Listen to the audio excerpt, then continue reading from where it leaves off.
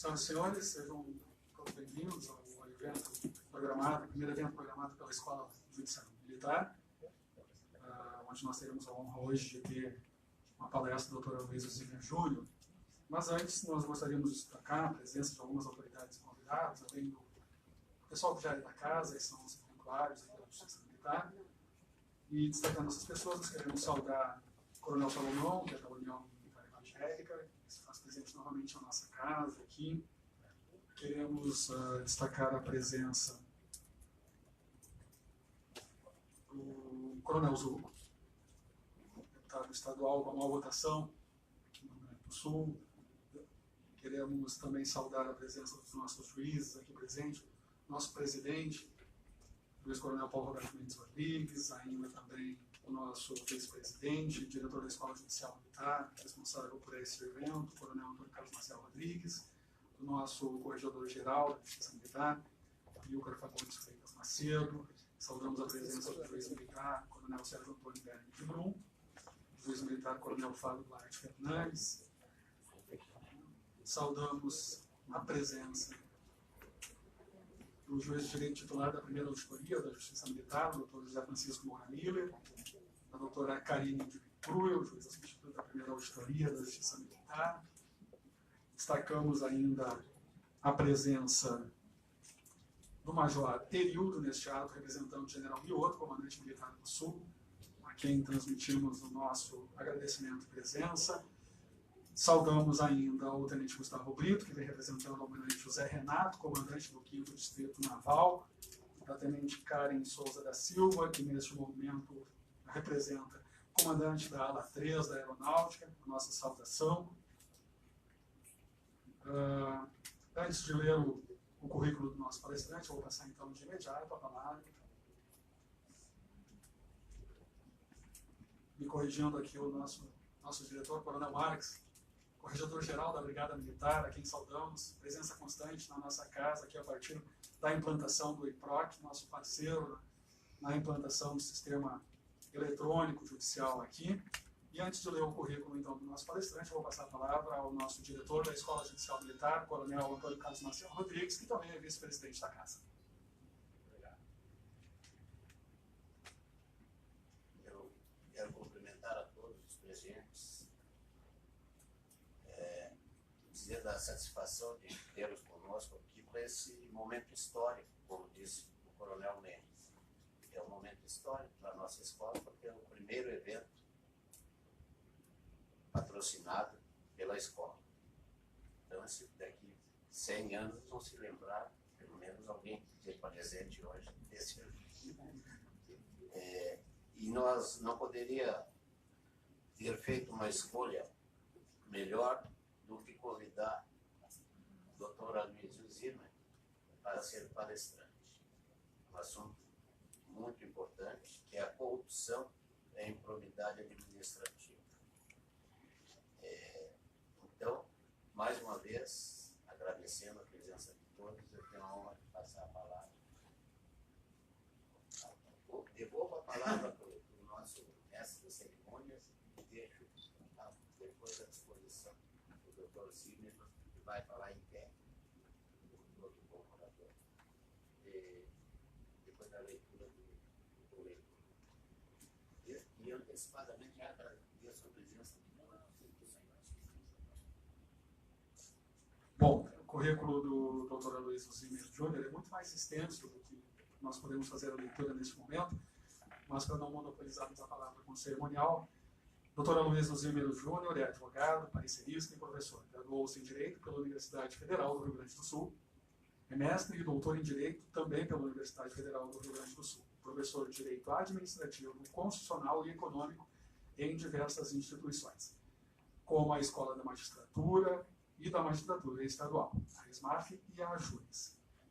Também da Fundação da Escola da Magistratura do Trabalho, a FEMARGS, e a Escola do Ministério Público Estadual, a ESMA. É membro do Comitê Brasileiro de Arbitragem, no CENAR, e ex-procurador-geral dos municípios de Canoas e de Cachoeirinha. Integrou o Conselho Gestor do Hospital de Pronto-Socorro de Canoas e do Hospital Universitário da UBA, no mesmo município. Possui inúmeras obras publicadas, individuais e coletivas, publicadas no direito e na literatura. Dito isso, passamos de imediato a palavra ao nosso palestrante, doutor Aloysio Zimmer Júnior.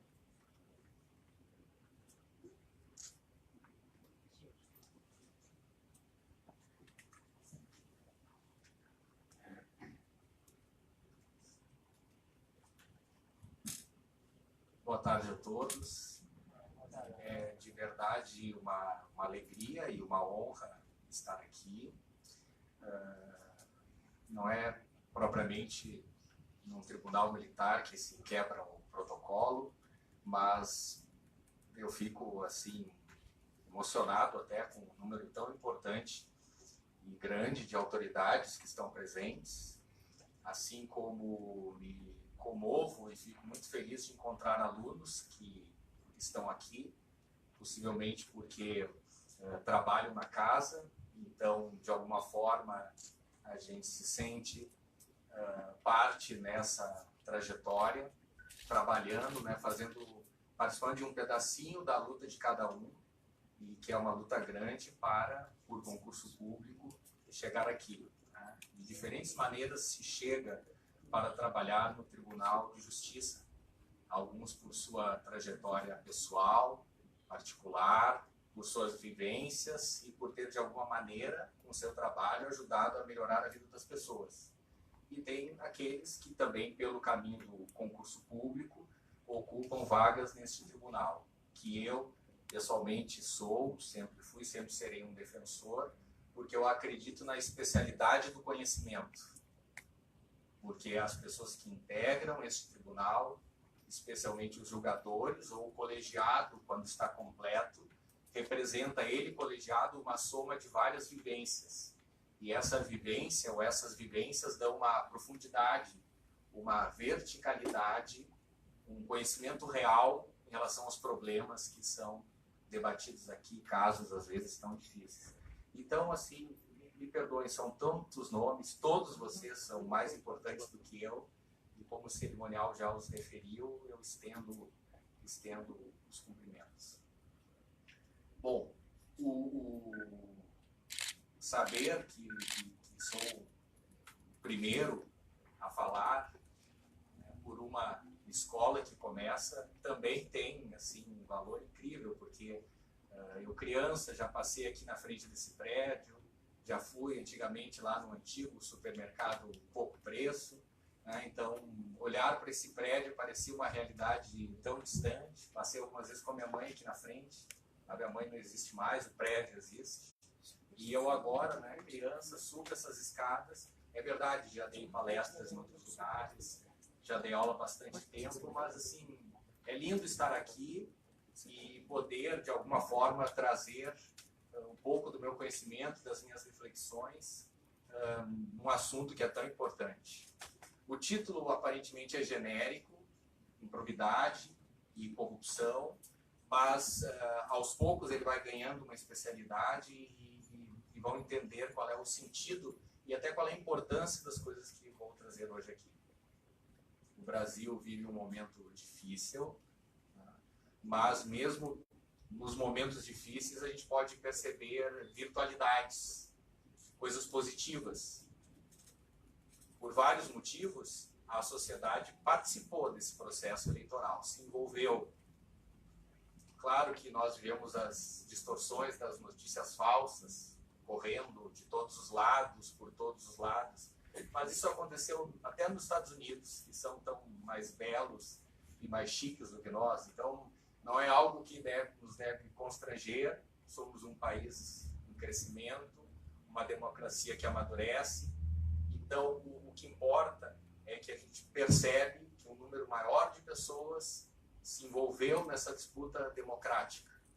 E a beleza da democracia é justamente a renovação das esperanças, porque de forma legítima as pessoas fizeram sua escolha e todos nós juntos agora vamos torcer para que este outro projeto, que estas novas ideias, que esta outra hegemonia que está colocada, que ela dê certo seguindo as suas convicções, que essa foi a escolha da sociedade.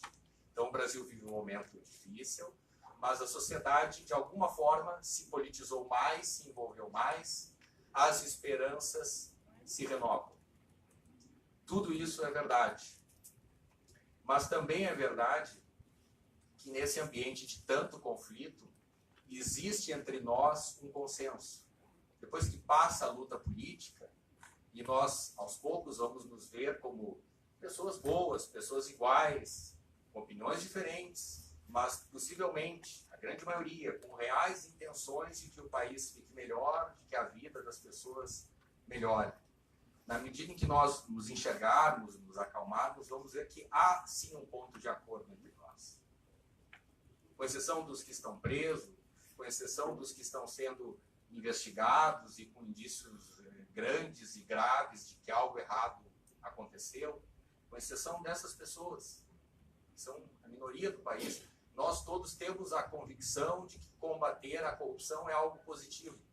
Ninguém é contra isso, quando nós pensamos na visão da maioria da população. E se eu viesse aqui para falar apenas de que combater a corrupção é algo bom, acrescentaria pouco na vida de cada um, porque, repito, isso é óbvio, todos nós concordamos com isso. Na verdade, as preocupações que envolvem os meus trabalhos, que tenho escrito e tenho dito por aí, é que este processo de combate à corrupção, que é normal da vida, em algum momento precisa encontrar um ponto médio. Talvez nós tenhamos feito um movimento muito violento ou muito rápido de um clima de certa impunidade do ponto de vista das práticas políticas, de uma certa impunidade, de uma relativa impunidade ou de uma grande impunidade, versus depois uma virada em que se presume a culpa de todos até que se prove o contrário. Isso também está presente. E isso está presente na vida dos municípios, dos prefeitos, e inclusive daquele que eventualmente tem que sentar como presidente desse tribunal e que participa da atividade jurisdicional, mas também toma decisões administrativas. Não fui eu que inventei essa expressão, o mundo acadêmico está dizendo isso. Vivemos uma espécie de apagão das canetas, porque ser governo e tomar decisões administrativas ficou algo grave diante do cenário de insegurança jurídica que está colocado. Então vejam, não podem ter certeza, não cometeram a gafe de convidar alguém que falará contra o combate à corrupção. Temos que combater a corrupção, ponto.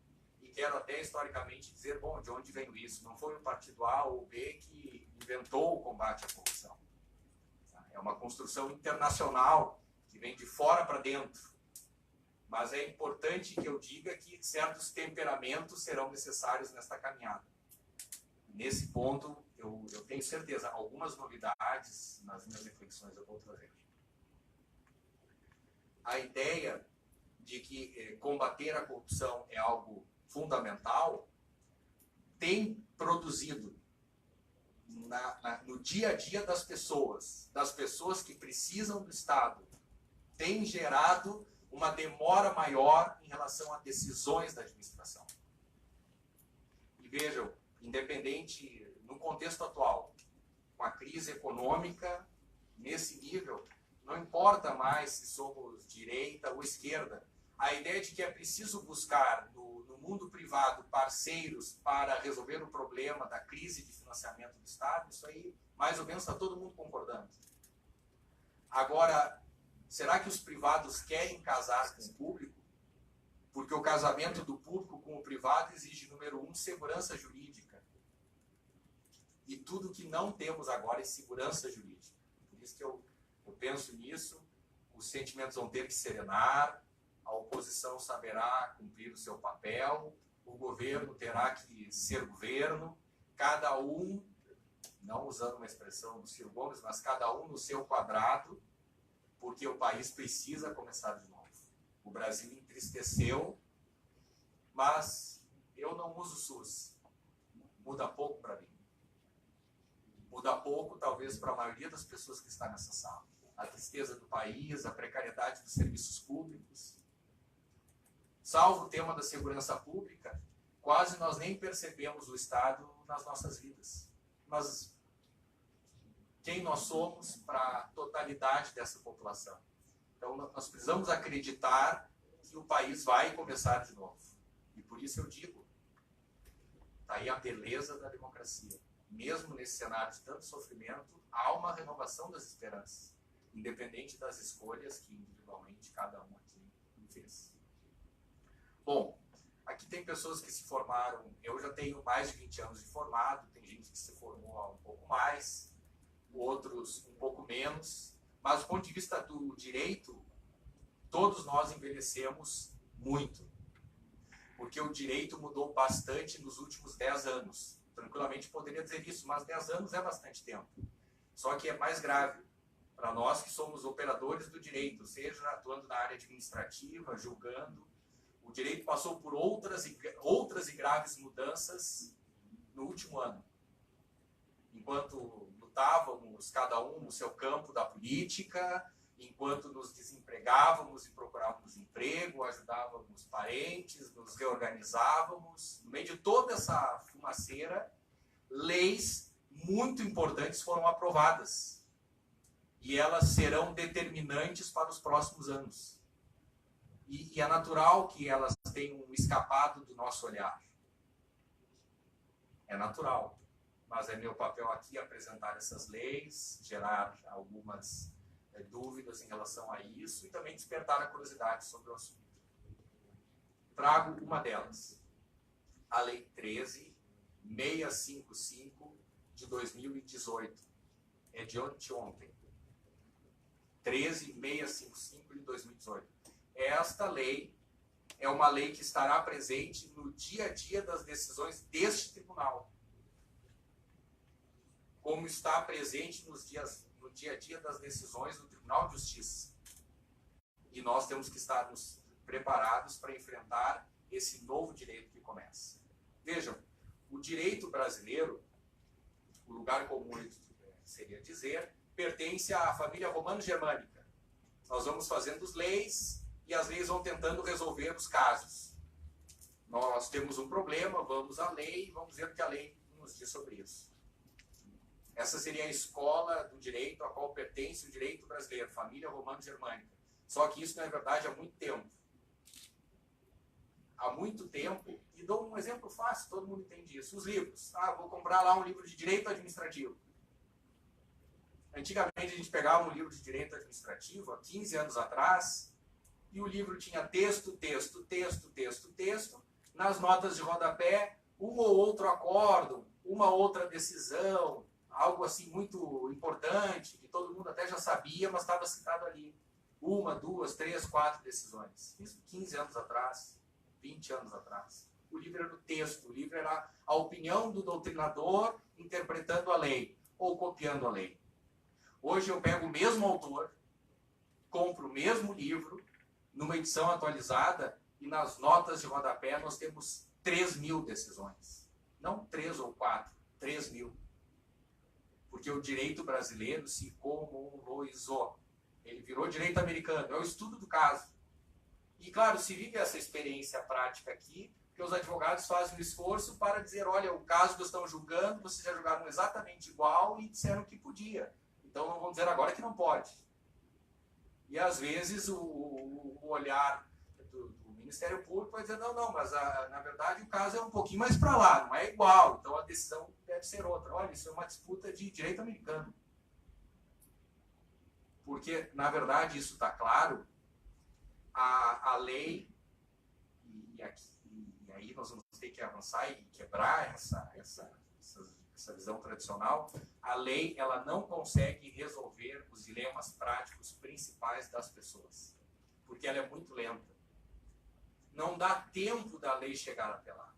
Não dá tempo, tem que formar as maiorias, são maiorias instáveis. O tempo até demonstrou que essas maiorias se formam por práticas heterodoxas em muitos casos, e sempre a gente acredita que isso não é adaptado, que isso daqui para frente vai ser diferente, a gente acredita. Mas a gente olha para trás, a gente acredita tenso, acredita quase desacreditando, mas vota e acredita. Então, como o jogo da democracia, seja para o mal ou para o bem, até quando é para o mal ele se resolve mais rápido, mas quando é para o bem, aí demora mais.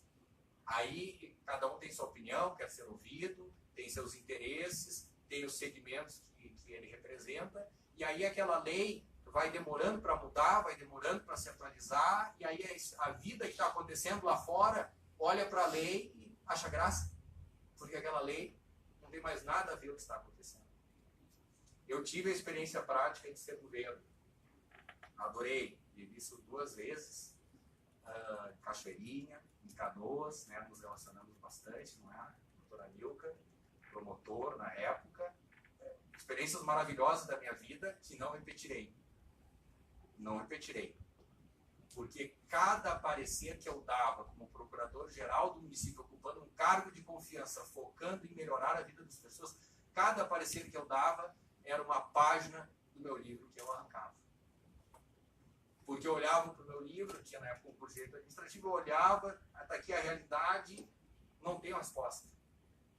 E no caso, naquela época, hoje eu sou, né, mais velho, mais cauteloso, hoje eu penso diferente. Mas em nome do bem comum, olha, dei pareceres criativos. Em nome do bem comum, para fazer o bem. Só que no contexto de hoje, de combate à corrupção, de uma inversão, sob certo aspecto, do ônus da prova, muitas decisões que eu tomei, hoje poderiam gerar o seguinte: eu seria chamado pelo promotor, ele diria, procurador, prefeito, vamos aqui pegar a lei, vamos ver o que aconteceu, vamos pegar a lei, vamos ver bem devagarinho o que está escrito aqui. Na metade da frase, eu já estava preso. Porque as ideias criativas, a ideia, a intenção, porque tem pessoas boas no mundo ou não, será que, né, se Deus existe, ele errou porque a humanidade é um projeto que não deu certo? Não sou tão pessimista assim. Mas aí o hospital da UBRA estava nas mãos da UBRA, que devia para a União. Aí passa o hospital da UBRA para o governo federal, o governo federal entrega para Canoas, Canoas abre uma disputa entre Santa Casa e Mãe de Deus assume e começa a gestão. Era um hospital de 500 leitos, que estava atendendo 7 pessoas nas mãos da UBRA, que não podia nem com seus próprios tributos. Indo para o município de Canoas, passou a atender quase 400 leitos. Depois, claro, vem as imperfeições dos recursos públicos que atrasam, das dificuldades de governança do privado, que ocupa o lugar, antes Mãe de Deus, hoje é outra entidade. Mas qual é a lei daquele caso? Não tem. Fizeram agora, 13.019 de 2014. Ela é de 14, mas só passou a produzir efeitos em 2017. Porque disseram, olha, essa lei está bem legal, que diz como é que o município casa com o hospital, casa com a UPA, entrega para o privado. Tem agora lei para esse caso. Só que ela é de 2014 e foram por medidas provisórias dizendo calma, só a partir de janeiro de 2017 essa lei começou. Antes nem lei tinha. Então, princípios daqui, um pedacinho do 8666, mas assim, sob forte emoção. Hoje mais ainda. Bom, qual é a minha preocupação? Nesse contexto atual que nós estamos vivendo, claro, combater a corrupção é bom, mas isso está produzindo lá na ponta. Porque, repito, também existem homens de bem na política, né? Nós vamos sempre acreditar nisso. Lá na ponta, as pessoas não sabem mais como decidir. Porque tem o dilema das pessoas, o problema real e a lei que é insuficiente. Mas também só no Brasil que a lei é insuficiente. Não, pergunta lá na França, eles dizem, olha, a lei é pouco, a lei é menor que a vida. Tem que ter, claro, aquela referência. Mas há muito tempo, França, Estados Unidos nem tem as leis, aí a judicialização vai resolvendo os problemas. Mas assim, os livros, não, mas eu vou para a Europa, na Europa que eles estudam, eles estão dizendo a mesma coisa, olha, esse negócio de depender, a ideia de que toda ação administrativa depende da existência de uma lei anterior, não é verdade. Toda ação administrativa depende da existência de uma lei anterior. Não deu certo. Porque, repito, os dilemas das pessoas são maiores. Agora imagine, se a lei não conta tudo, a gente faz o quê?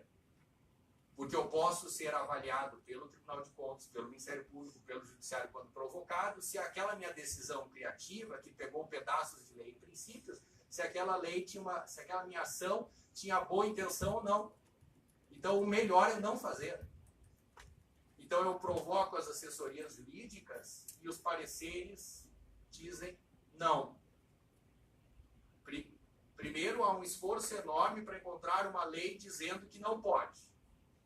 Não encontrando nessa caminhada uma lei dizendo que não pode, a pessoa diz assim, bom, mas por outro lado, também não encontrei nenhuma lei dizendo que pode. Então, não pode. Então, quase nunca pode. Mas, assim, para a assessoria jurídica que diz que não pode, para o prefeito que não faz, para nós que estamos aqui, o que muda? O fato é que alguém tinha que ter coragem de assinar um emergencial para tirar os pneus com água empoçada e evitar que as pessoas peguem bem. Depois a gente vê qual é a melhor forma. Então, assim, esse dilema concreto está colocado. Nós vamos levar ainda talvez alguns anos falando de operações, pessoas sendo presas, pessoas sendo levadas. Isso aí eu não discuto, isso é certo, isso está com atraso.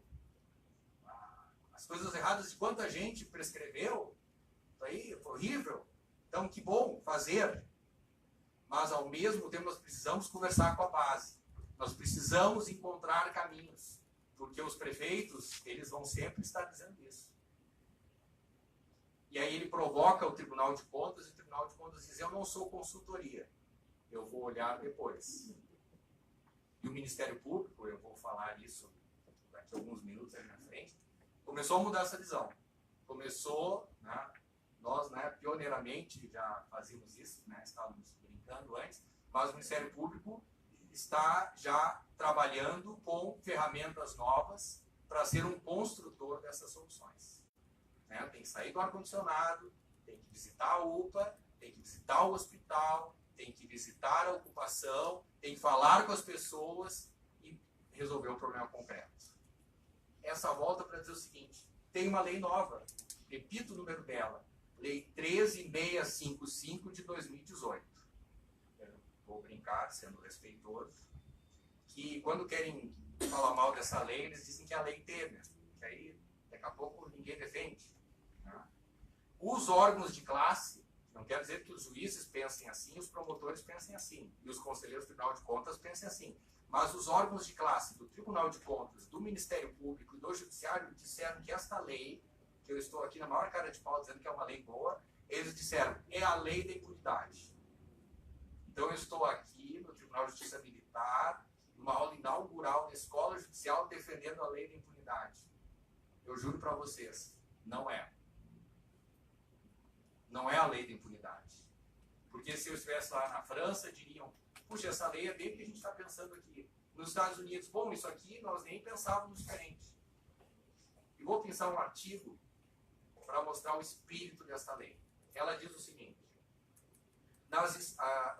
o artigo 20, nas esferas administrativa, controladora e judicial, o tribunal tem o seu espaço de decisões administrativas, o Tribunal de Contas, o Ministério Público são controladores típicos, quase o corregedor aqui é um controlador interno. Nas esferas administrativa, controladora e judicial, quer dizer, quando os juízes estão julgando. Todos eles, na esfera administrativa, os controladores e o judiciário no exercício da função jurisdicional. Todos eles não poderão mais decidir com base em valores jurídicos abstratos, sem que sejam consideradas as consequências práticas da decisão. Vou dar um exemplo. Existe uma obra pública com suspeita de superfaturamento. 5 milhões, há uma suspeita. Surge o Ministério Público, ou no âmbito do Tribunal de Contas, o Geraldo da Camino, Ministério Público de Contas, ou Ministério Público Estadual, diante desta suspeita de superfaturamento, propõe uma ação e diz, olha, para essa obra, superfaturamento, vamos encerrar isso aí. Bom, mas eu estou discutindo um superfaturamento provável de 5 milhões, só que já tem 30 milhões de dinheiro público enterrado. E se essa cautelarização ou essa liminarização da realidade durar 1 ano, 2 ou 3, eu vou perder mais lá embaixo da terra do que eu estou discutindo por cima. O Ministério Público, ao propor ação, ele não vai poder dizer apenas descumpriu a legalidade, não é razoável, não é proporcional, olha o dinheiro público se perdeu. Não. Você precisa avaliar as consequências práticas da tua decisão. Então ele vai dizer o seguinte, ou chegar à conclusão de que ele tem que pedir outras coisas e não para a obra parar. Porque ele vai se dar conta do seguinte, bom, o superfaturamento custa 5 milhões. Mas quanto custa esta comunidade continuar sem esta obra? Porque nós só calculamos o superfaturamento. Nós não calculamos o que significa não fazer aquela obra. O mundo jurídico, ele fica dialogando entre papéis. Então vem ação, o juiz, fala o promotor, fala o advogado. Só que ninguém ali entende de concreto, basalto, ninguém fez as cadeiras de compensado 1, 2 e 3.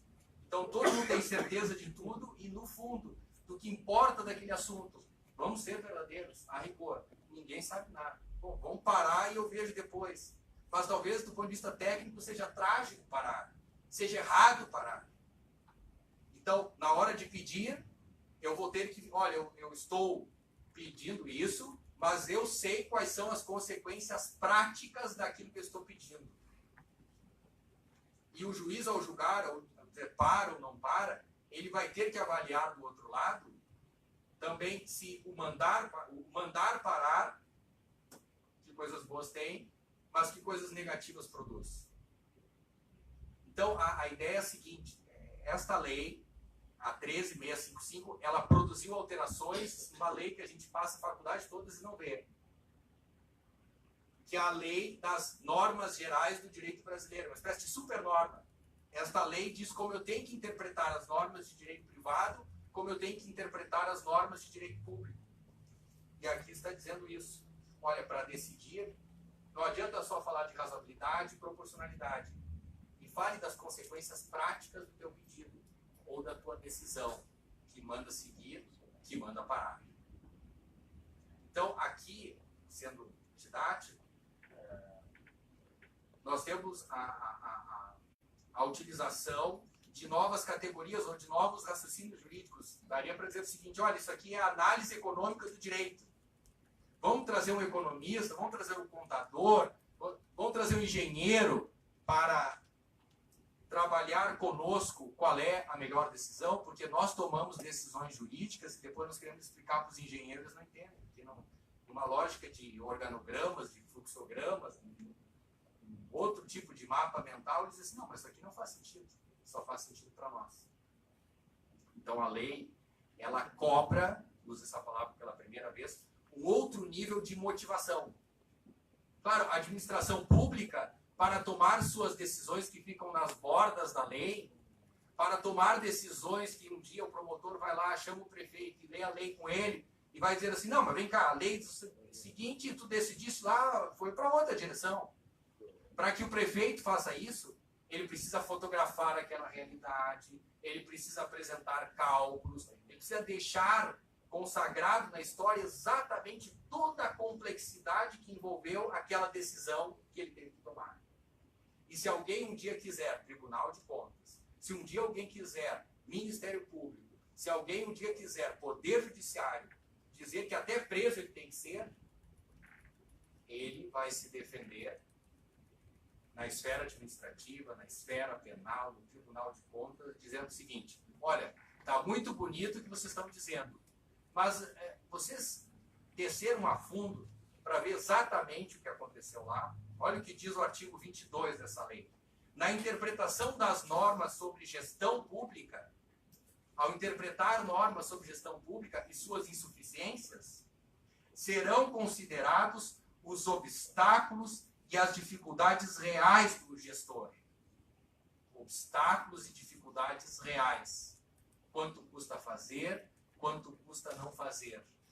Porque às vezes o prefeito não tem culpa, que a lei não chegou até ali. E se ele entender que toda ação administrativa depende da existência de uma lei anterior, ele vai para casa e deixa que a comunidade se resolva, não sei de que maneira. Agora, para o gestor ter a coragem de tomar decisões criativas diante de problemas novos e leis antigas, é preciso que ele tenha alguma garantia de que eventual debate jurídico vai ter essa complexidade. Claro, ele tem o compromisso de historiar isso, de deixar historiado nos processos administrativos. Porque às vezes defende-se dizendo, olha, a obra atrasou e os aditivos superaram os limites da lei de licitações porque choveu muito naquela época. Mas cadê? Não tem foto da chuva. Às vezes é difícil catar um jornal da época que fala que choveu. Não, vai contando essa história. Não improvisa. Porque essa lei, que repito, é de 2018, 25 de abril de 2018, anteontem, esta lei está dizendo, no conflito entre prefeito que se defende, governador que se defende, Tribunal de Contas, Ministério Público, Judiciário que julga, será preciso dar uma outra densidade ao debate. Então, nesse ponto jurídico, nós todos envelhecemos. Essa ideia, olha, 1000 aulas eu dei dizendo isso. Toda ação administrativa depende da existência de uma lei anterior. Inclusive para pessoas que estão nessa sala, ó, me desculpem, não era verdade. Não era verdade. É que era o concurso. O concurso quer que a gente diga isso. Mas, assim, ó, nada a ver. Nós temos que, diante de problemas novos, trazer soluções novas.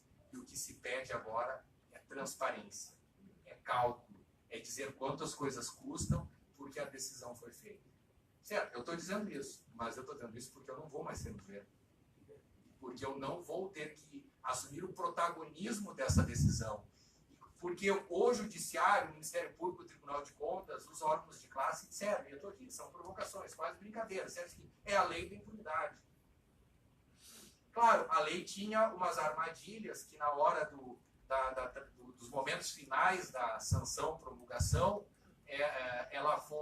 foram corrigidas. Exemplo, olha, para responsabilizar uma autoridade, para o agente público pessoalmente responder por suas decisões ou opiniões técnicas, isso só será responsabilizado em caso de dolo ou erro grosseiro. Dolo ou erro grosseiro. Então não é o errinho, é o errão. Porque errinhos e erros é natural que cometam. Porque montar um edital, antigamente os editais tinham 3 páginas. Para uma licitação tinham 3 páginas. Agora cada edital é um livro. Aí eu chego lá no município e eu quero descobrir qual é o servidor que ganha R$2.000 por mês e fez este edital que é um livro. Claro, aí na prática acontece. Não foi ele que fez. A empresa internalizou. Bom, vamos investigar, aprender. Ninguém é contra o combate à corrupção. Mas olha o que o cara fez. Vai estar dentro do computador dele. Inclusive com os erros próprios da formação que ele não tem. Mas sentaram ele lá. E o prefeito, que entende menos ainda, é uma pessoa do povo, empresário ou não, do povo, sem estudo, e ele está chancelando aquele edital, aquela licitação. E aí vem uma ação criminal, uma ação de probidade, prisão.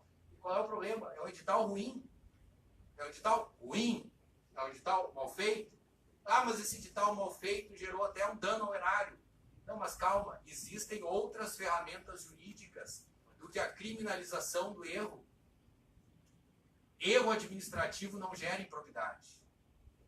E eu não estou aqui falando contra o combate à corrupção. É que enquanto combate à corrupção, eu tenho a minha preocupação. Tá, mas quanto tempo nós vamos esperar para que as coisas voltem a andar, porque as pessoas precisam que as coisas voltem a andar? Estou falando das pessoas boas, que precisam do Estado, que precisam das decisões. Então, esta lei, a 13.655 de 2018, ela traz elementos novos para o debate. Ela se apresenta como a lei da eficiência e da segurança jurídica, porque é ineficiente e produz insegurança jurídica governar com tantos medos. E repito, falo pelos bons, não falo pelos maus. E falo pelas pessoas boas que precisam que pessoas boas resolvam seus problemas, porque sozinhos eles não têm condições de andar. Então, é um contraponto interessante. E aqui eu faço uma conexão prática e uma análise crítica, eu devo falar aproximadamente por 1 hora, então aí tem pelo menos mais uns 30 minutos só para que se organize. Vou tentar ficar dentro desse tempo, talvez até menos. E isso tem repercussões práticas e técnicas importantes quando nós falamos da improbidade administrativa. Vejam, a improbidade é uma lei, claro, quase todos aqui sabem, então é uma lei que busca responsabilizar, em primeiro lugar, agentes públicos, eventualmente também privados, físicas e jurídicas, que se envolveram em artigo 9º da lei, enriquecimento ilícito, 10, dano ao erário, 11, ferir princípios administrativos. Ferir princípios administrativos. Esse tipo, usando a linguagem do penal, né? O penal com seus tipos fechados. Esse tipo é muito aberto. Ferir princípios administrativos. Então, claro, se eu sou o controlador, se eu sou o Ministério Público, se eu sou o Ministério Público de Contas, se eu sou o Judiciário julgando, eu não tenho nenhuma preocupação que eu vou ferir princípios administrativos. Agora, quem está tomando a decisão do contrato emergencial, do aditamento da obra, da revogação da licitação, de chamar o próximo da fila ou não, suas decisões podem ou não ferir princípios administrativos. Depende da visão que ele tem e das informações que tem. Depende da visão do promotor e da visão que ele tem. Então, assim, isso tem que ser aperfeiçoado. Não estou dizendo assim, categoricamente que está errado, mas, ok, enriquecimento ilícito talvez seja mais fácil identificar. Dano ao erário, nem tanto. Ferir princípios é genérico demais. E isso não foi grave lá no início, porque a lei é 8429 de 92, a lei de 92. Isso não era tão grave no início, porque havia muita cautela em relação a isso. Aliás, em 92 nem se sabia ao certo que eram princípios. Não se sabia. E essa questão de princípios, inclusive, se perdeu. Porque, claro, como as leis são lentas, não respondem os casos concretos, nós começamos a partir para os princípios. Aí, quando nós começamos a usar os princípios, o que a vida ensinou? Ah, olha, tá bem, usa o princípio, mas não posso escrever muito, porque ninguém tem tempo de ficar lendo 50 páginas. Tá, mas como é que eu vou dizer se o negócio é razoável ou não em 2 páginas? Se é proporcional ou não em 3? Não quero ser desrespeitoso, é só para ser assim, forte. É mentira. Eu não consigo te provar que um troço é razoável em 2 páginas. Me dá um tempo. Claro, eu não vou começar lá no início tudo era uma grande bola de fogo. Tá? Não vou ficar colando autores, mais autores, que aí nem eu sei se é razoável ou não, e fico colando lá opiniões de outros, reiteradas, repetidas. Então aí, só que assim, eu não consigo te mostrar que algo é razoável em 2 páginas. Então esse negócio começou a não dar certo. Os princípios cobrindo as dificuldades da lei de resolver o problema. Porque assim, é razoável, então pune. Não é razoável, então pune. Demite, ou suspende, ou adverte. É proporcional, é razoável. Isso em poucas páginas. Então, claro, o que a lei que eu citei antes, a 1365, está dizendo? Olha, não dá para ficar só decidindo por princípios. Então, faz assim, avalie as consequências práticas da tua decisão. Então, como é que fica punir alguém por improbidade, porque feriu princípios? Se os princípios eram assim, tanta insegurança sobre o que fere ou não o princípio da legalidade, da moralidade. Olha o risco, é perigoso viver. Se o princípio da moralidade pode gerar uma condenação por improbidade. E eu estava dizendo, no início, em 92, isso não gerou tanto problema. 92, 93, 94, porque a lei vai se consolidando aos poucos, havia muita cautela, a gente olha os efeitos que uma condenação por improbidade causa na vida da pessoa. Então a lei foi virando de verdade, sei lá, mais de 10 anos depois. Só que hoje, posso estar errado, mas estou manifestando a minha opinião, a lei da improbidade e o uso das ações de improbidade estão por um caminho um pouco distorcido. Por quê? Porque o mau edital de licitação feito no município é um exemplo típico de um ato administrativo que tem que ser anulado. Só que é muito comum ações de improbidade que são propostas com o objetivo de anular um ato administrativo. Mas está errado. O papel da ação de improbidade, ela não pode ser usada para anular ato administrativo, porque ela é muito grave. Ela é um dano à reputação da pessoa. E como assim se pensa, proposta ação de improbidade, depois que é feito um contraditório inicial, cabe ao juiz avaliar se a ação anda ou não anda. Na imensa maioria das vezes, os juízes, em uma página, dizem: olha, a história existe, né? Não está se falando de venda de terreno na Lua. Como a história existe, pode existir, é algo crível, na dúvida, em favor da sociedade. Então, a ação é recebida, ela tramita 15 anos para, talvez, depois lá dizer improcedência. Mas, olha, é um calvário muito longo. É um calvário muito longo. O fato é que uma ação de improbidade exige o dano ao erário, porque uma má licitação pode ter distorcido o resultado final de um processo licitatório. Então, até é bem provável que esse erro administrativo tenha gerado um dano ao erário. Mas esse dano ao erário precisaria vir acompanhado de uma prova do dolo, ou da culpa grave, ou do erro grosseiro, como diz a lei, porque até havia um debate, mas é culpinha, superculpa, que culpa é essa? Bom, a lei, agora é uma lei, não defendo a minha opinião. O STJ já tinha essa ideia, mas ele está dizendo, é culpa grave, culpa mesmo, uma baita de uma culpa, erro grosseiro. Não é qualquer erro. Então, em tese, para propor ação de improbidade, eu deveria demonstrar a imperfeição do edital, o resultado ruim que ele produziu, mas eu ter elementos mais concretos de que tem uma intenção de erro, de que teve uma intenção, de que teve o dolo, ou que o erro é indesculpável.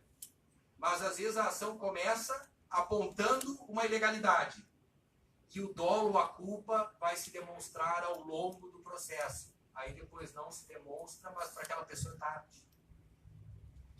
E, no fundo, o Ministério Público começa... Claro, agora o momento é combate à corrupção, presuntos, mas assim, tem uma tendência natural, que a própria legislação evoluiu.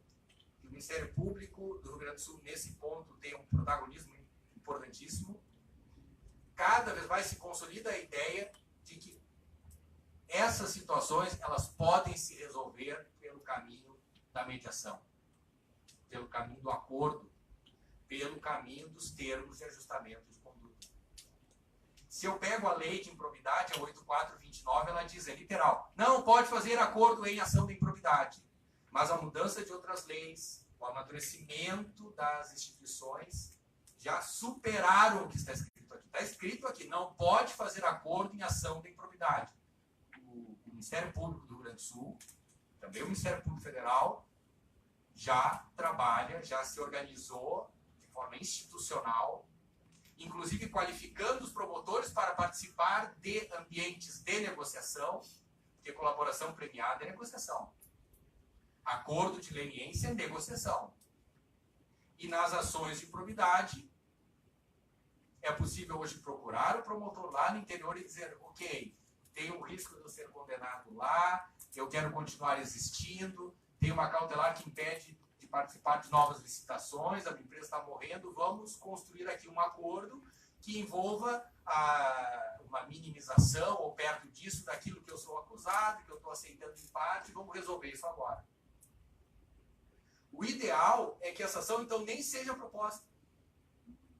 Porque se eu posso fazer um acordo na ação de improbidade, quem sabe eu faço esse acordo antes da ação de improbidade. Mas, claro, as partes não podem ter medo do seguinte, olha, talvez eu tenha feito metade disso aí, quem sabe um acordo. Então já toca criminal porque já confessou. Não. As instituições têm que amadurecer, as normativas abaixo da lei estão surgindo para dar uma transparência à regra desse jogo. Porque o ideal, diante de um edital que tem problema, chama o prefeito, descubram o que fez o edital, chama o Tribunal de Contas, vamos comprometer todo mundo com aquela situação. Olha, o edital tem problemas, mas nós estamos identificando que esse edital, jogando no Google, está em vários lugares. Aliás, às vezes joga no Google e está em vários lugares, não é porque a empresa necessariamente internalizou, é que deram para aquele coitado fazer o edital e foi para o Google e tentou encontrar alguma coisa. Porque ele está sentado numa cadeira que diz que é a função dele, mas não faz curso, ele ganha pouco, não está estimulado para isso. Mas parece que é uma situação que se pode resolver por acordo, então vamos resolver por acordo antes que a ação seja proposta. Anula o edital. Não deixa a licitação evoluir. Se ela evoluiu, mesmo existindo contrato, anula o contrato. Se a empresa pode ter participado disso, ela que devolva o valor que recebeu indevidamente, vamos resolver por aqui e a vida tem que seguir. Porque a vida tem que seguir. O combate à corrupção, que quase só tem qualidades, produz distorções. Essas pequenas distorções, elas podem ser bélicas, destruidoras. E nós temos que ter, então, essa grandeza, essa maturidade, nesse cenário tão complexo, em que até soa mal dizer isso, nós temos que buscar um meio termo. A transparência, a qualidade dos argumentos que são colocados. Porque, olha, se eu leio para vocês o artigo 10, dano ao erário, o artigo 10, dano ao erário, olha, viver é dano ao erário. Quando eu decido fazer uma licitação, construo edital, certas sutilezas que eu coloco ali, eu busco qualidade, mas posso estar restringindo a competitividade, desenvolve-se o processo licitatório, tem um vencedor, os outros recorrem, aí eu julgo aquele recurso meio mal, porque é o quanto eu sei daquele assunto, aí pode parecer que eu estou focando que aquele tem que ser o vencedor, o tal vencedor então vence, eu assino o contrato, ele começa a executar não tão bem assim, eu também às vezes pago com atraso, então... bom, como ele não fez tão bem e provam que ele não fez tudo, então eu paguei indevidamente.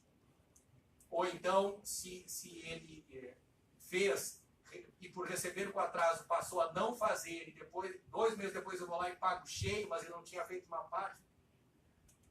Isso aí, esse desarranjo, por exemplo, o Estado, ele deve, não estamos falando mal do Estado, é uma coisa matemática, ele deve 4, 5 meses na saúde para hospitais do interior, UPAs, em todo lugar.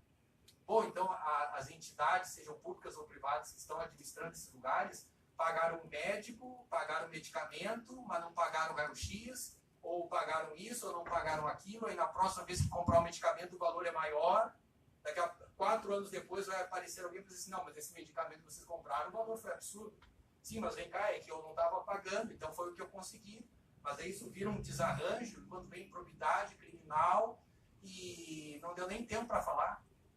Claro, a chance de ter algo errado lá é grande, é enorme. Mas as coisas estão um pouco desbalanceadas. Então, assim, é preciso que a gente reserve também um espaço da nossa vida para esse meio termo entre o combate à corrupção e permitir que as pessoas corretas consigam, no limite das suas capacidades, pelos cargos que ocupam, melhorar a vida das pessoas. Porque o Estado existe para isso, o Estado máximo, o Estado mínimo, o Estado necessário, o Estado médio, não importa. Importa é lá na ponta. E eu repito, esse ambiente, essa lógica de combate à corrupção, que é uma coisa perfeita, ela tende a produzir, que é algo que me preocupa, uma espécie de morte geracional. Porque nós temos assim os políticos mais velhos, depois viriam aqueles com uma experiência intermediária, passaram por outros cargos, viveram aqui e ali, então agora vai ser a vez deles. Só que essa troca geracional, ela não vai ocorrer. Nós temos, como regra geral, não uma troca geracional, uma morte geracional. Porque muitas pessoas que poderiam dar a sua contribuição não se aventuram. não se aventuram mais. Porque é muito perigoso ser gestor público. Quando eles eventualmente vão lá no escritório para a gente discutir sobre isso, diferentes partidos que defendem o Estado mínimo, o Estado gigante, que defendem Cuba, Venezuela ou Estados Unidos, todos eles, muitos deles têm boas intenções. Agora, as dúvidas de caminho diante de uma lei que é mais simples do que os dilemas que nós encontramos, todos eles têm.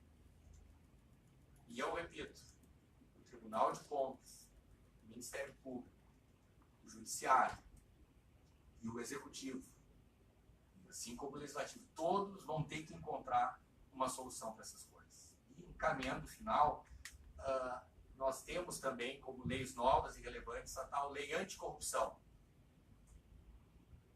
Essa lei anticorrupção, porque a primeira lei que eu citei foi a lei da segurança jurídica, a lei da eficiência, chamada de lei de impunidade.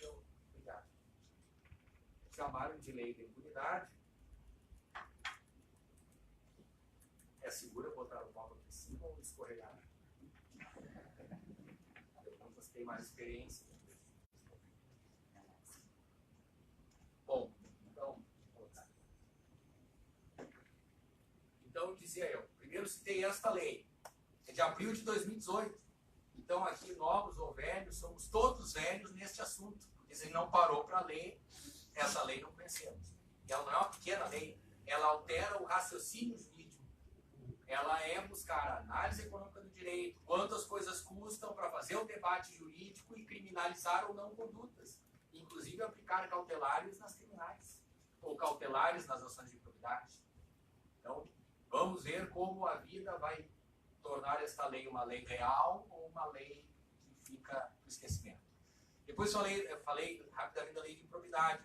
Enriquecimento ilícito, dano ao erário, ferir princípios, são tipos abertos. Não se notava tanto esse problema porque a lei demorou para acontecer. Agora ela começou a acontecer e ela está produzindo, é um dos elementos que produz esse apagão de canetas. Ninguém decide, os pareceres todos dizendo não, os prefeitos vêm a Porto Alegre, vão no Tribunal de Contas, contam sua história, no final do Tribunal de Contas diz, olha, não é nosso papel, não posso aqui me responsabilizar. Vai no promotor, tem uns que ajudam, tem outros que não ajudam, né? Tem uns que ajudam porque conhecem o assunto, tem outros que não ajudam porque não conhecem.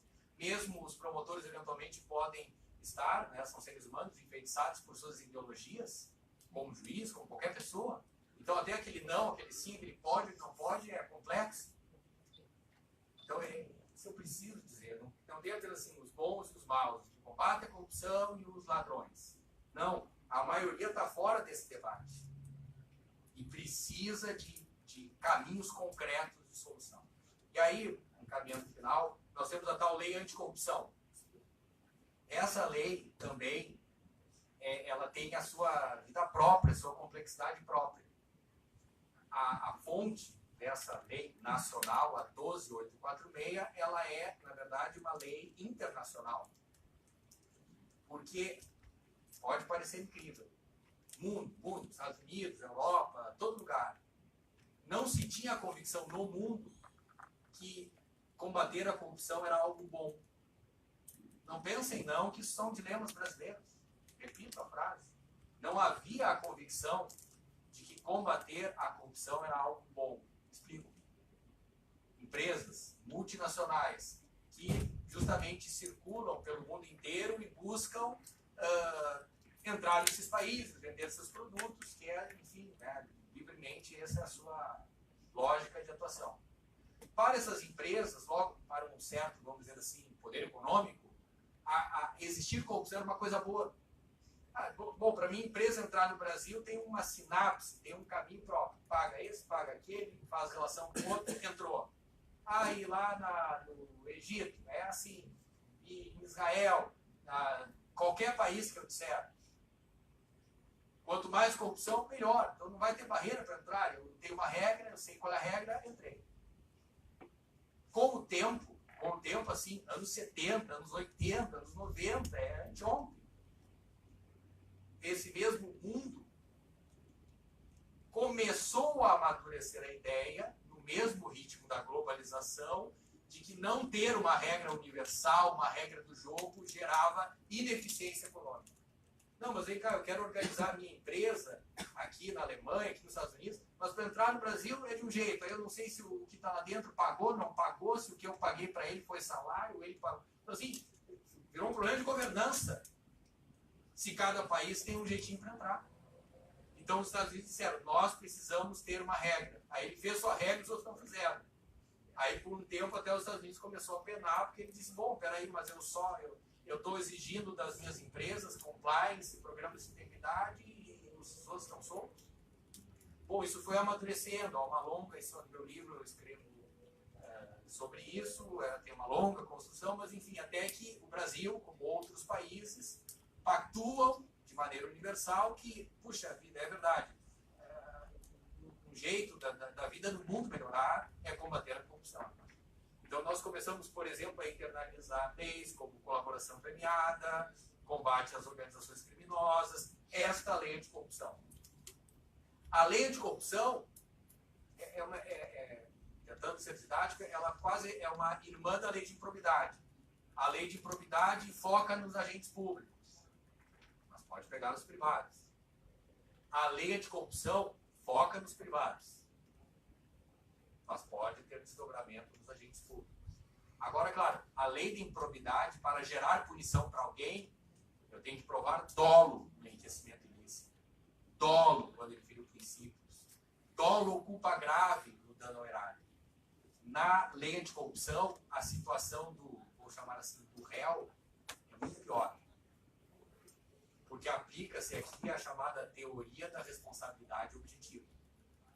Se eu identifico que uma empresa que tem contrato com este tribunal não está executando corretamente o contrato e eu gerei pagamentos enganado por ela, porque parecia que ela fazia tudo, entregava os papéis, entregava as canetas funcionavam, os papéis estavam todos lá. Daqui a pouco eu descubro que não era bem assim. Bom, com base nesta lei anticorrupção, eu posso processar administrativamente a empresa, aplicando aqui a teoria da responsabilidade objetiva. Está aqui o dano, as coisas que eu vejo que ela não fez, ela que deu causa, será punida, salvo se provar o contrário. Então há, sendo didático, né, tentando explicar da forma mais simples, há uma espécie aí sim, tecnicamente, de uma inversão do ônus da prova. Porque a empresa é que vai ter que provar o seu não dolo, a sua não culpa. Então, esta lei de corrupção é uma lei nacional. Cada estado tem que fazer a sua, seguindo essa orientação. E cada município tem que fazer a sua. E o Ministério Público, acho que essa semana, fez um evento e não me lembro agora quantos municípios tem no Rio Grande do Sul, quase 500. 496 dos 496 municípios, apenas 27 regulamentaram a lei. A lei é de 2013.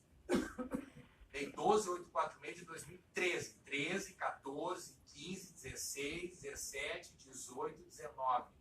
27 municípios do Rio Grande do Sul fizeram leis municipais para aplicar essa lei. E vou afirmar, posso estar errado, mas errarei por pouco. 27 regulamentaram a lei, mas provavelmente 0 já começaram a colocar a lei em movimento. Que significa, entre outras coisas, pegando um pedacinho das coisas, entre outras coisas, abrir processos administrativos contra essas empresas com base na lei de corrupção. Bom, então, vejam quantas coisas novas. Logo, como estamos velhos. Porque essa lei anticorrupção é de 2013. Mas, na verdade, na Lava Jato, para algumas empresas, ela começou. Então, já tem, assim, flashes da aplicação prática da lei. Estado do Rio Grande do Sul, aprovou a sua lei. Foi 25 de setembro de 2018. 25 de setembro de 2018. Então, o Estado do Rio Grande do Sul tem a lei anticorrupção agora. Lei 15228 de 2018. Então, o quanto sabemos desta lei? Nada. Setembro de 2018. Nós estávamos na luta do voto, andando por aí, xingando os outros, saindo de grupos do WhatsApp, mandando fake news, sabendo que era, mas em nome do bem comum das nossas opiniões políticas. Então, enquanto enlouquecíamos por aí, foi aprovada esta lei. Claro, a lei nacional, a lei estadual, ela é um desdobramento da lei estadual, e aos poucos vou encaminhando mesmo no encerramento, ela é um desdobramento da lei nacional, mas ela foi mais longe. Foi mais longe.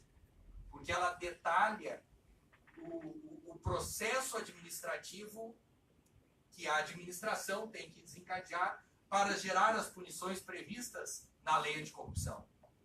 E o tribunal viverá dilemas jurídicos importantes, porque imagine, uma empresa não executou adequadamente o contrato, recebeu uma parte, agora eu vi que recebeu indevidamente, e o gestor tem que logo correr na frente atrás disso, senão ele se enrola com eles. Porque daqui a pouco, para anular esse ato, eu vou tocar uma ação de improbidade, eu não sou promotor, sou advogado, mas posso surgir uma ação de improbidade para anular esse ato administrativo. E vão ver o dolo ou culpa depois.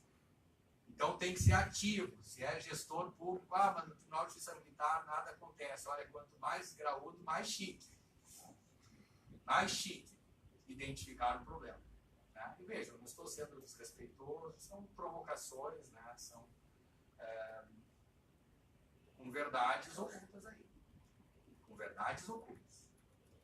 Mas estava dizendo, a empresa não está cumprindo. Se eu sou o gestor público, se eu dirijo as licitações, se eu presido esse tribunal, eu tenho que abrir um processo administrativo que quase ninguém abre e dá 8666 para punir essa empresa, advertir, multar.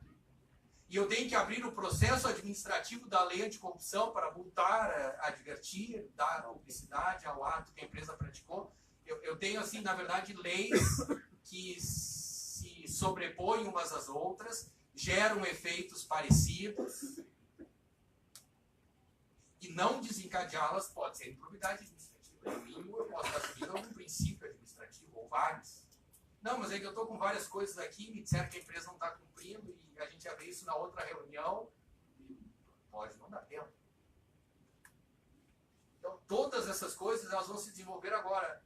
E no caso do Rio Grande do Sul, isso é muito importante. Como um detalhe técnico, eu vou dizer mais algumas coisas e encerro.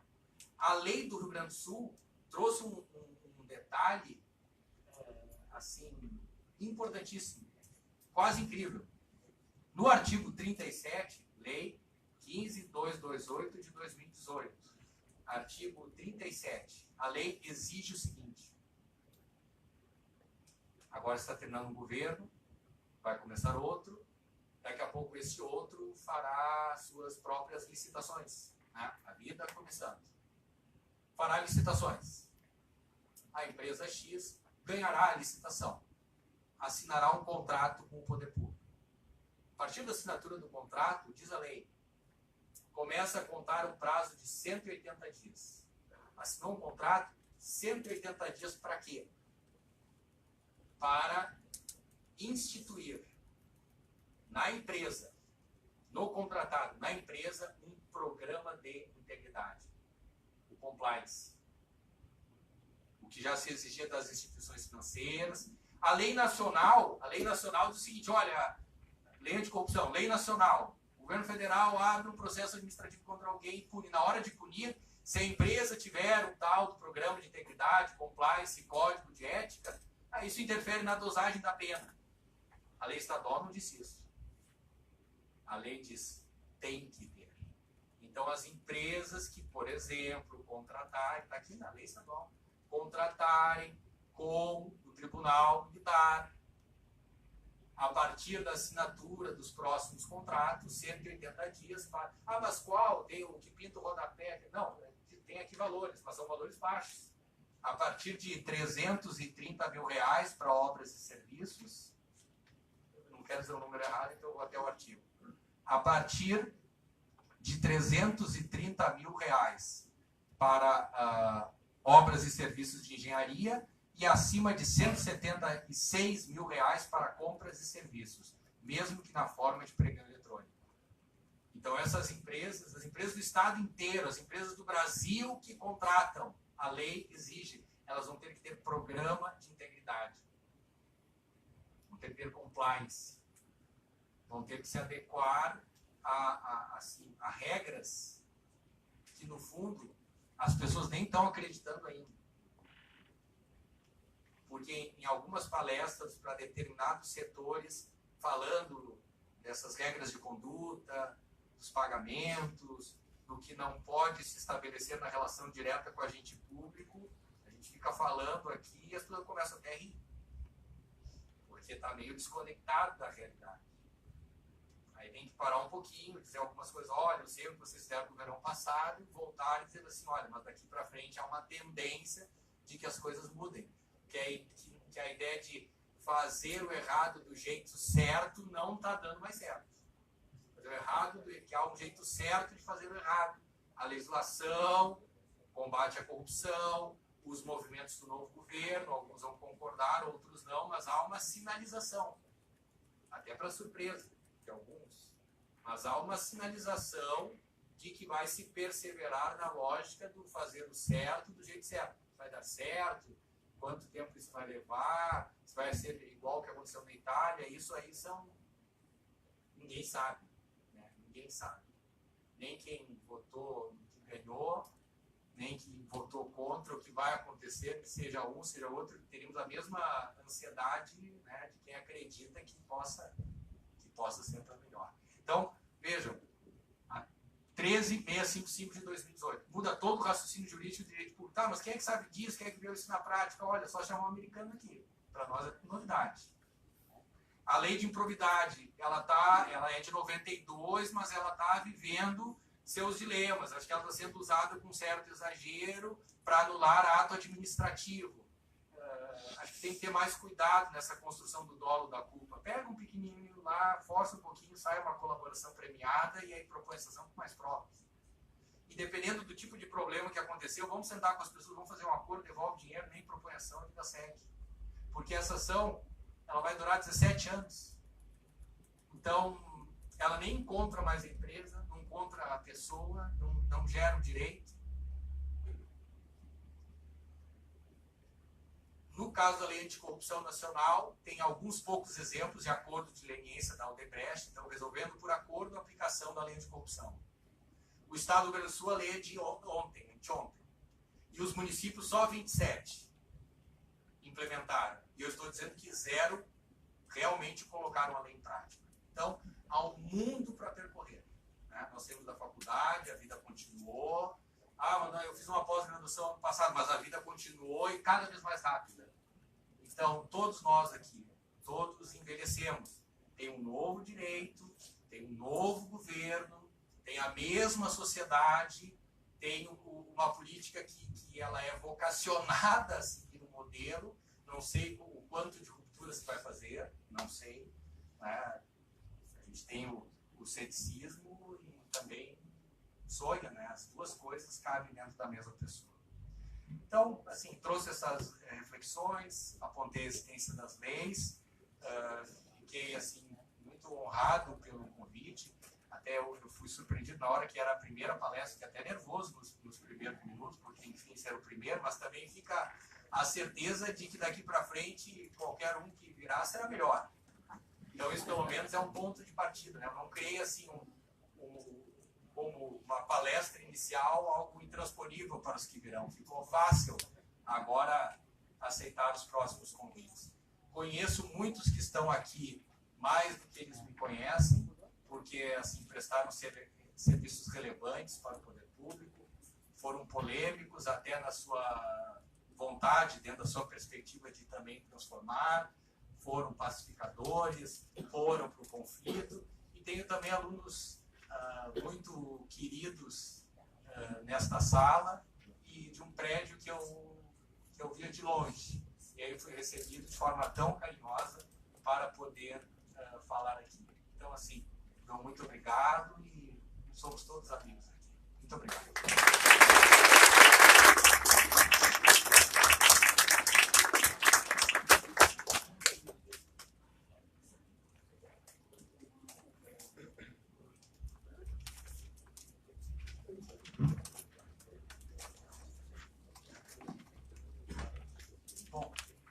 Temos a certeza que a palestra a primeira inflacionou a nossa escola, que tenho certeza que é pela qualidade da palestra ministrada. Vou passar de imediato a palavra ao diretor da Escola de Ensino Militar, que a escola gostaria de render uma homenagem ao nosso palestrante.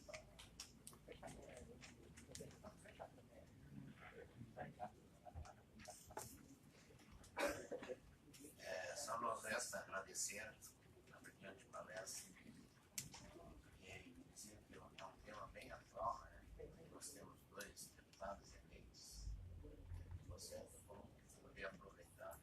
Muita coisa que nós agradecemos e eu convido o nosso presidente, o Coronel, para assumir a presidência dos trabalhos.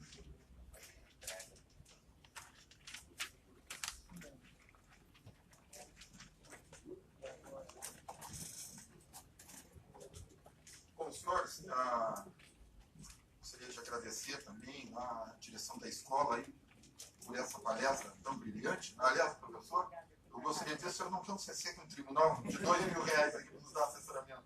Senão vou ter que ir lá no seu escritório, vai ter mais caro para mim isso daí. Mas não coloca o edital. Mas eu quero dizer o seguinte, que eu tive um compromisso, eu confesso, você sabe, né? Que eu tive uma experiência com o comando da brigada, fiquei com um processo lá no Tribunal de Contas por 10 anos, com outro colega. E o senhor sabe que é um processo administrativo, né? Tudo, e, enfim, graças a Deus, fui absolvido lá, Mas 10 anos não, nós temos pago aqueles 10 anos, tá? De preocupações, etc. E eu tinha feito uma promessa de que eu só exercitaria algum cargo de gestão se eu antes o psiquiatra me desse um laudo de proteção para quando me chamarem lá, eu entregasse o laudo. Mas, enfim, aí as coisas aconteceram e acabou virando presidente. E aqui eu tenho isso que o senhor falando ali, eu sentado ali, né, ficava imaginando que todos, o diretor-geral está aqui, não sei se o pessoal do jurídico está aqui também, estão lá, né, e a nossa pregoeira, não sei se está aí também, pessoal, todo dia eu brigo com eles. Eu não consegui comprar ainda em 8 meses, doutor, uma caixa de fósforo sem palito, porque é uma encrenca comprar. Entendeu? É uma encrenca. Aí a pregoeira diz, mas você comprou um carpete. Tá? Um carpete, tudo bem. Mas é uma encrenca para a gente comprar, porque todo o pessoal tem medo. Então, veja bem como é que a gente vai gerir a coisa pública onde todos têm medo. Não, olha aqui, dessa coisa assim. Então, eu fico olhando para dentro daqui da administração e eu vejo coisas assim que eu fico de noite, nos meus momentos lá de solidão, eu fico pensando como é que acontece essas coisas. Tá? Mas é tudo pela uma insegurança total, que todos vivem. Tá? Mas a gente tem que tocar. Vai na fé e na coragem. Bom, mas já que o senhor não aceitou o caso de 2000 ali para nos ajudar, eu fico com seu endereço e depois, se me acionar, eu vou lá, pagar um pouco mais. Mas só dizendo sempre para descontrair, né, eu gostaria de agradecer também em nome do tribunal, né, aliás, como eu disse, a escola ficou muito feliz com isso, porque a gente viu o seu conhecimento, as suas preocupações aí, e acho que certamente contribuiu para todos nós, ainda que rapidamente, a abordagem desses conceitos tão complexos aí, tão difíceis, né, para todos nós. Então, gostaria de agradecer.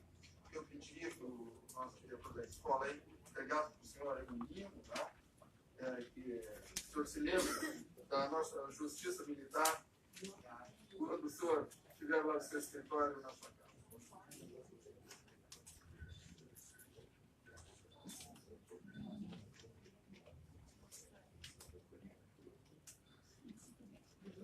Guardar como atestado de bons antecedentes.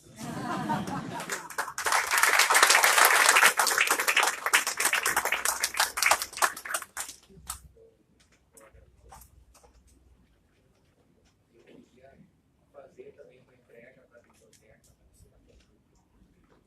meu último livro, né, foi lançado há 2 meses atrás, falando do tema justamente que abordei na palestra, né, pela revista dos tribunais, e eu tive a sorte de nos momentos finais da conclusão do trabalho, essa 13655, né, a lei Temer, a lei de liberdade, a lei da análise econômica do direito, ela foi promulgada e publicada. Então, eu já estava usando os substantivos da lei no trabalho e depois consegui escrever um capítulo sobre ela, e eu espero que ela ajude todas as pessoas de bem precisam tomar decisões administrativas tão complexas e todos os dias. Né? Espero, de alguma forma, também dar a minha contribuição.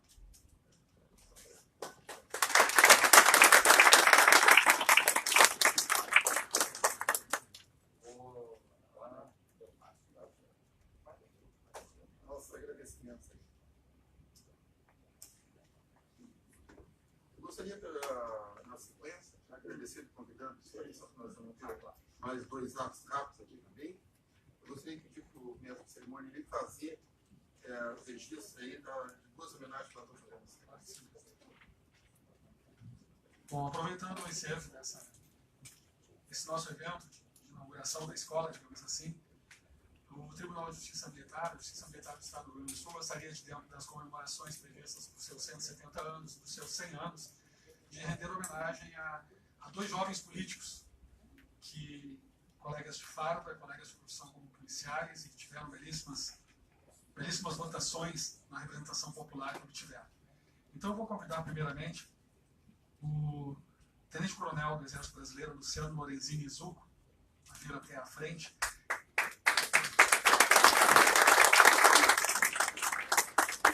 O Tenente-Coronel Zucco, eleito deputado estadual com a maior votação, obtendo quase 167 mil votos. Tenente-Coronel do Exército Brasileiro, formado em Ciências Militares, Segurança Nacional, pela AMAN, Academia Militar das Agulhas Negras, mestrado em Inteligência pela Escola de Aperfeiçoamento do Exército, já desenvolveu atividades como coordenador de segurança na Presidência da República, analista de inteligência no gabinete do comandante do Exército, instrutor na Brigada de Infantaria Paraquedista, palestrante na Júris, Escola Superior da Magistratura e do Ministério Público Federal. Eu convido o nosso presidente a me fazer a entrega da homenagem. Eu gostaria, antes de pedir para o Coronel Bruno aqui nos ajudar na entrega do nosso homenageado, mas dizer ao Coronel Zucco e para o nosso deputado Sanders, nosso policial federal, que essa homenagem também é importante deixar bem registrado, né? E nós esperamos que os senhores também nos ajudem a ser um defensor da justiça militar. O senhor sabe aí que vira e mexe quer terminar com a justiça militar. Uns dizem que é porque aqui funciona direitinho. Né? Mas, enfim, tem uns que não querem que funcione. E nós, principalmente aqui do Tribunal de Justiça Militar, que esse ano fazendo 100 anos, já enfrentamos várias PECs ali na Assembleia de extinção. Nenhuma até agora teve êxito, né? Talvez porque a maioria sempre viu, tá, o trabalho da Justiça Militar. Nós temos feito aí as outras administrações, é um trabalho fino, chamando os parlamentares aqui, conversando com eles, mostrando para eles, isso aqui é um tribunal simples, os senhores estão vendo aqui não tem luxo, tá? Nós temos uma transparência total e nós agora até uma luta assim, que nós estamos tendo tudo no site.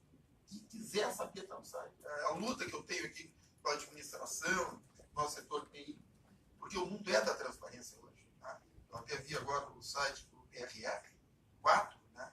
Eles estão modificaram o terminário ontem, o Dr. Thompson até nos falou, tá? E nós verificamos em logo, total transparência. Tá? Porque o mundo está exigindo isso aí. Né? Os nossos julgados aqui, nós são extremamente ágeis. Né? Nós hoje estamos com uma apelação criminal aqui em pouco mais de 60 dias. Isso aí. Não tem parâmetro isso aí. Né? Embora tenhamos processos também complexos. Né? Mas, enfim, nós gostaríamos que os senhores, ao receber essa homenagem que nós estamos dando aos senhores se internalizem também essa questão da importância da justiça militar. Nós temos um coronel da brigada que diz, o coronel Bruno que sempre refere, tá, que para se entender a importância disso aqui, nós podemos dizer o seguinte: enquanto os policiais militares estiverem de cota para o palácio, a ordem pública está garantida. No dia que eles se virarem de frente, como ocorreu recentemente lá no Espírito Santo, lá na Bahia, outros estados aí, bom, aí nós estamos no caos.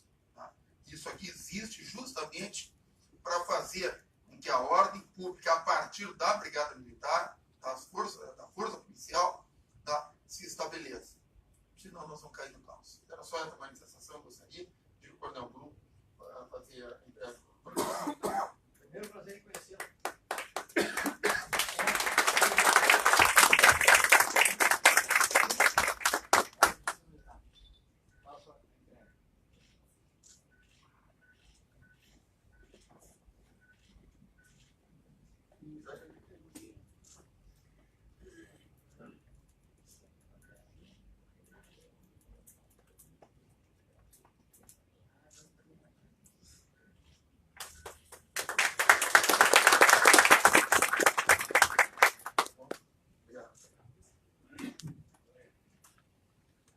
Nós também queremos homenagear, como manifestado pelo nosso presidente, o agente da Polícia Federal, Biratan Antunes Sanderson, eleito deputado federal, com quase 89 mil votos, graduado em Direito, possui pós-graduação em Gestão de Segurança Pública, especialização em Segurança Pública pela Academia Nacional de Polícia e em Ética na Função Pública pela Fundação Universidade de Tocantins. Oficial R2 do Exército, da Arma da Infantaria, policial federal há 22 anos. Trabalhou nas delegacias de Polícia Federal de Bagé, Santo Ângelo e atualmente trabalha na Superintendência da Polícia Federal em Porto Alegre. Membro da Ordem dos Policiais do Brasil e do Fórum Brasileiro de Segurança Pública. Conselheiro da Federação Nacional dos Policiais Federais. Foi secretário-geral e vice-presidente do Sindicato dos Policiais Federais do Rio Grande do Sul, no qual atualmente exerce o cargo de presidente. Nosso reconhecimento. Eu também gostaria de fazer um registro em relação ao nosso homenageado, né? A gente se conheceu, na verdade, lá no programa do Milton, né? Que seguidamente vai lá, que demonstrou todo o conhecimento na área de polícia. Depois eu estive lá na Polícia Federal, logo que assumi o cargo aqui, né? Para tentar um conhecimento, já que nós estávamos com o EPROC, né? Ver como é que a Polícia Federal lá trabalhava a questão dos inquéritos. E aí o superintendente lá encaminhou para ele, né? E o Sanderson.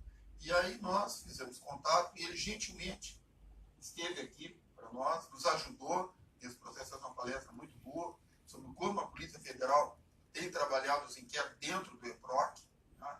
Isso para nós foi importante. E dizer para ti, Sanderson, que eu até sugeri para o comando da brigada, acho que até tinha marcado uma palestra lá, mas parece que estava em Brasília, tinha uma questão lá que não pôde operacionalizar, depois até perdi o controle. Mas quero dizer para ti que a Brigada Militar, está aqui o corregedor Cordão Marques, né? Nós lá em março, abril, não lembro o mês, tivemos lá na Brigada, motivando a Brigada para também desenvolver um software lá com o fito de melhorar a condição de gerenciamento desses inquéritos dela, e te citamos lá na ocasião, né? E não sei se foi por isso ou por outro, provavelmente por outras razões também, mas a Brigada se enveredou, e talvez a Brigada seja um exemplo para o Brasil. Hoje vai ser a primeira instituição policial, pelo menos que nós temos conhecimento, tá? Que vai ter um sistema próprio, tá? Para, a partir do inquérito, toda a abordagem do inquérito, a feitura do inquérito, trazer para o EPROC e, enfim, dando o caminho dele na virtualização. Tá? Eles, pelo que eu sei, pretende agora, nos próximos dias, né? Nós estamos na semana de aniversário da Brigada Militar, já fazer essa questão. Inclusive, já estão com um inquérito aí, trabalhando aí em cima desse software que estão desenvolvendo. Então, isso aí também tem a ver contigo. Veio aqui, fez uma palestra, nos motivou também para esse trabalho aí. Então, nós gostaríamos, nessa homenagem, da mesma forma que fizemos com o Coronel Zucco, né, pedir para ti que tu também seja um defensor nosso, porque a Justiça Militar tem essa importância aí, no sentido do controle da ordem pública. Tá bom? Muito obrigado, Efraim, e felicidade para ti, acima de tudo.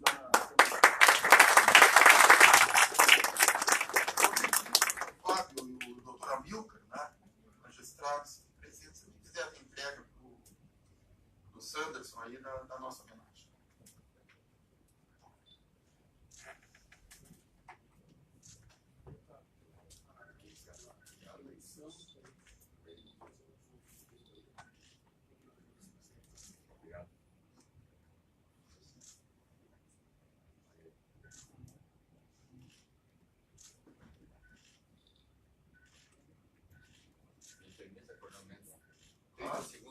Pode, fica à vontade. Primeiro, cumprimentar a todos, em especial a família Brigadiana. Meu pai, com muita honra, foi pé de pau aqui em 65.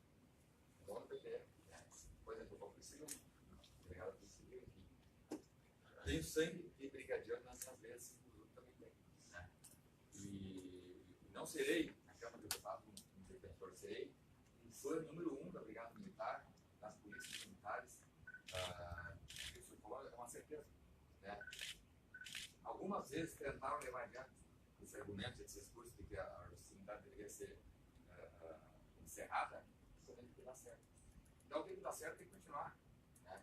E cumprimentar o meu professor Luiz Zimmermann, que foi um professor lá no verbo jurídico há muito tempo atrás, sempre brilhante. Né? Eu, como policial federal, quero dizer que nós ainda não conseguimos atacar essa questão da improbidade administrativa. Ainda estamos no crime. Talvez vamos chegar lá. Mas hoje mesmo fizemos uma operação no Rio de Janeiro. Uma dúzia de deputados estaduais presos por crimes de corrupção, peculato, corrupção, roubalheira. A roubalheira propriamente dita, mas a improbidade, se nós tivéssemos nos braços polícias, Ministério Público, Poder Judiciário, tivéssemos nos braços para entrar na improbidade, provavelmente nós teríamos sim um país melhor. Sentido. Um país milionário como o nosso, permitir que as crianças não tenham merenda escolar, nós não tenhamos saúde, é um crime da parte. Nós saímos sempre à disposição de todos, né? O grupo aqui, meu grande amigo e parceiro, Coronel Andreuza, nosso conselheiro, Marcos Meire, meu conselheiro também na PF, nós estaremos sempre dispostos a combater um bom combate de corrupção da população. Obrigado a todos.